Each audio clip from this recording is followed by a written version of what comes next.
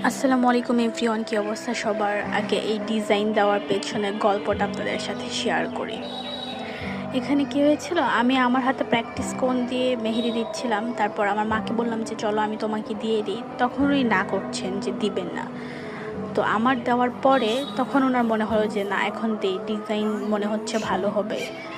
ওনার একটু কনফিডেন্স বাড়লো আমার হাতের ডিজাইনটা দেখে। তখন উনি আমাকে বললেন যে আচ্ছা ঠিক আছে। তারপর আমি বললাম যে আচ্ছা কালারওয়ালা একটা কোন নিয়ে আসো, আমি দিয়ে দিচ্ছি।